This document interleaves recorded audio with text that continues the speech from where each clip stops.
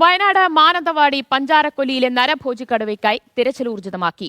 കൂട് സ്ഥാപിച്ചതിനടുത്തും കടുവ എത്തിയതിന്റെ ചിത്രങ്ങൾ വനം വകുപ്പിന് ലഭിച്ചു. കടുവയെ വെടിവെക്കുന്നതിന് അരുൺ സക്രയുടെ നേതൃത്വത്തിലുള്ള സംഘം ഉടനെത്തും. കടുവയുടെ ആക്രമണത്തിൽ കൊല്ലപ്പെട്ട രാധയുടെ മൃതദേഹം വീട്ടിലെത്തിച്ചു. സംസ്കാരം അല്പസമയത്തിനകം നടക്കും. കടുവയെ കണ്ട വൈത്തിരി അറമലയിൽ അർദ്ധരാത്രി വരെയും വനം വകുപ്പിനെതിരെ ജനകീയ പ്രതിഷേധമുണ്ടായി.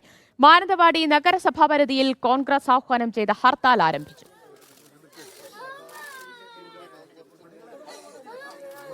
വയനാട്ടിലെ വന്യജീവി ആക്രമണത്തിൽ നാളെ കൽപ്പറ്റയിൽ ഉന്നതതല യോഗം ചേരുമെന്ന് വനമന്ത്രി എ കെ ശശീന്ദ്രൻ. സുരക്ഷാ നടപടികളിൽ പാളിച്ചകളുണ്ടോ എന്ന് നോക്കും. വന്യജീവികളുടെ എണ്ണം കൂടുന്നതിനനുസരിച്ച് നിയന്ത്രിക്കാനുള്ള അധികാരം സംസ്ഥാനത്തിന് ലഭിച്ചാലേ ആക്രമണങ്ങൾക്ക് പരിഹാരമുണ്ടാകൂ.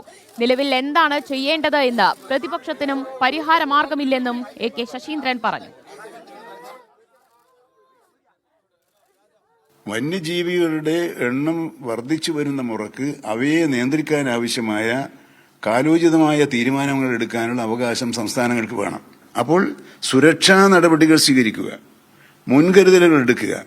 ആ മുൻകരുതലുകൾ സ്വീകരിച്ചുകൊണ്ടുള്ള പ്രവർത്തനത്തിലെ പാളിച്ചകളും പോരായ്മകളും എന്തുകൊണ്ട് ഇവിടെയും ഈ പ്രശ്നത്തിൽ എന്തെങ്കിലും പാളിച്ച വരും.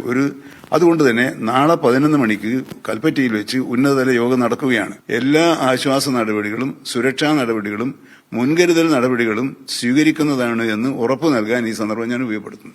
മിനിസ്റ്റർ, ഇതിനു മുൻപ് പറഞ്ഞ മാതിരി കടുവയെ പിടിക്കാൻ കടുവയെ അവിടെ കണ്ടെത്തി. വിവരങ്ങളുമായി ഫൈസൽ നെടുമ്പാല ചേരുകയാണ്. ഫൈസൽ, നരഭോജി കടുവയ്ക്കായി വനം വകുപ്പിന്റെ നീക്കങ്ങൾ എങ്ങനെയാണ്? ഇന്നലെ സ്ഥാപിച്ച കൂടിനടുത്ത് വീണ്ടും കടുവയെത്തി എന്നാണോ അറിയാൻ കഴിയുന്നത്?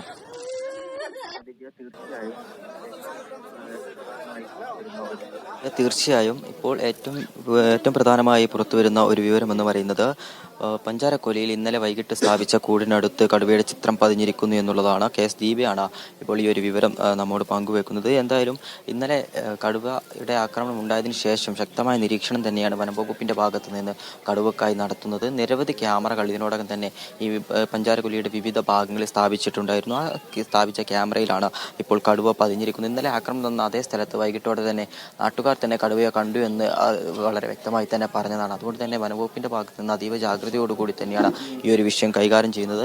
ഇന്ന് അരുൺ സക്രയുടെ നേതൃത്വത്തിലുള്ള സംഘം ഉടൻ ജില്ലയിലെത്തും. 50ഓളം പേരെ ഇന്നലെ തന്നെ വിന്യസിച്ചിട്ടുണ്ട്. ഇനിയും കൂടുതൽ പേരെ ആവശ്യമാണെങ്കിൽ ഇത്തരത്തിൽ കൂടുതൽ ഫോഴ്സിനെ ഇറക്കിക്കൊണ്ട് തന്നെ കടുവക്കായുള്ള ഒരു നിരീക്ഷണം ശക്തമാക്കുമെന്ന് തന്നെയാണ് വനം വകുപ്പ് അറിയിച്ചിരിക്കുന്നത്. എന്തായാലും നാട്ടുകാരെ സംബന്ധിച്ചിടത്തോളം ആശങ്ക ഇപ്പോഴും ഒഴിയുന്നില്ല. കടുവയെ പിടികൂടുന്നതുവരെ അവരിപ്പോഴും ഭീതിയോടെ തന്നെയാണ് കഴിയുന്നത്. നമുക്കറിയാം, ഇന്നലെ തൊഴിലെടുക്കുന്ന അല്ലെങ്കിൽ കാപ്പിക്ക് വിളവെടുക്കാൻ പോയ ഒരു സഹോദരിയാണ് കടുവ ആക്രമിച്ചത്. അതുകൊണ്ട് തന്നെ നിരവധി ആളുകൾ കാർഷിക മേഖലയെ മാത്രം ആശ്രയിച്ച് ജീവിക്കുന്ന നിരവധി ആളുകളാണ് ഈ ഒരു ഭാഗത്തുള്ളത്. അതുകൊണ്ട് ആളുകൾക്ക് ഈ തരത്തിൽ കൃഷിയിടങ്ങളിലേക്ക് പോകാൻ ഉൾപ്പെടെ ഭീതിയോടെ നിൽക്കുന്ന ഒരു സാഹചര്യം നിലനിൽക്കുന്നു. അതിനിടെ ഇപ്പോൾ പഞ്ചാരക്കൊല്ലിയിലെ വീട്ടിൽ രാധയുടെ സംസ്കാര ചടങ്ങുകൾ അല്പസമയത്തിലൂടെ തുടങ്ങാൻ കഴിയുമെന്ന് തന്നെയാണ് പ്രതീക്ഷിക്കുന്നത്. അല്പസമയത്ത് 11 മണിയോടുകൂടി തന്നെ സംസ്കാര ചടങ്ങുകൾ തുടങ്ങുമെന്ന് തന്നെയാണ് നേരത്തെ ബന്ധുക്കളും നമ്മോട് അറിയിച്ചത്.